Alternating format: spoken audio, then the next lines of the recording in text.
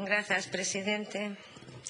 Bueno, primeiro que quero decir é que non é unha iniciativa nin unha proposición de lei que vai a atacar a lei 2008, pero eu creo que como se ahora tratamos esta, e espero e desexo que dentro dos anos as leis que aprobemos hoxe sean revisadas porque a sociedade avanza e vai exixindo máis cousas, e en algo como a minería moito máis, algo que ten alarmada a sociedade.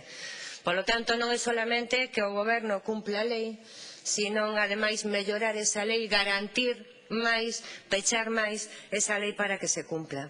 Por outro lado, en relación á intervención do señor Pedro Arias, o desenvolvemento endóxeno exclúe as industrias de enclave que están na xeografía, pero non na economía.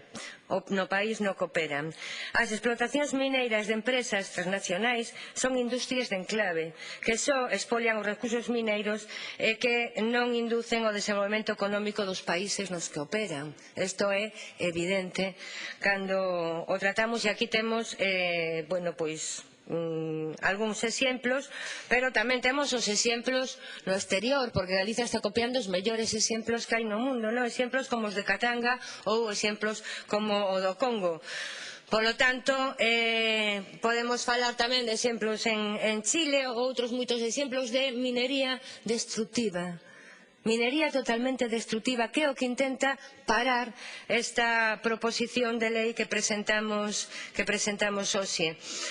Agradecemos o apoio do BNG e do Grupo Mixto. Eu creo que podemos falar de moitas cousas. Nós, cando retiramos as axudas á innovación, creemos que non deben de estar directamente nunha lei tan claras para todo tipo de minería, para a minería, senón que nós o que reclamamos na nosa lei son empresas mineiras que realmente teñan unha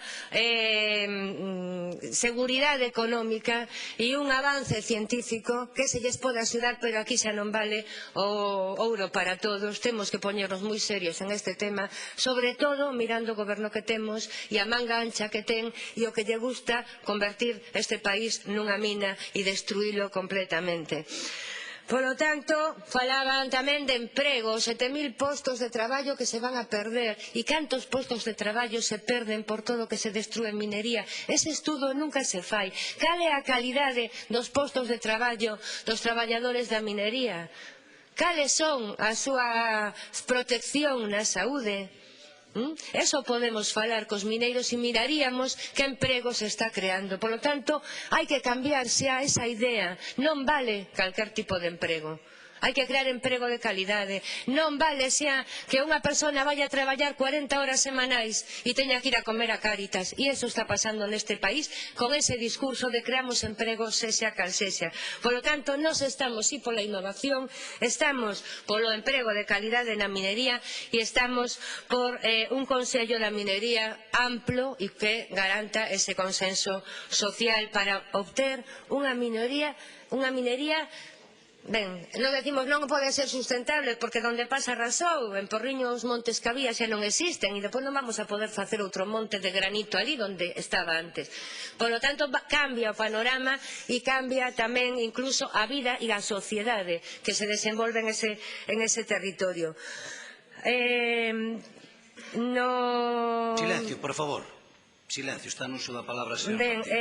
Eu creo que, nós o que buscamos é unha minería que si sea razonable, que teña unha repercusión no tempo, unha aportación económica no tempo, non unha minería en que en 3 meses se arrasa con todo, se marcha e deixa destrucción, non esa minería que está ahora buscando si hai minerais en minas que xa foron abandonadas porque non había mineral, é dicir, autorizar calquera cousa, machacar o noso territorio para que eso non teña máis futuro.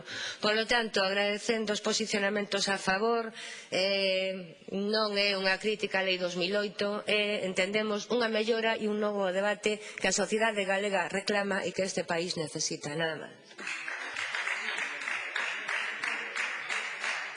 Gracias, señora Martínez.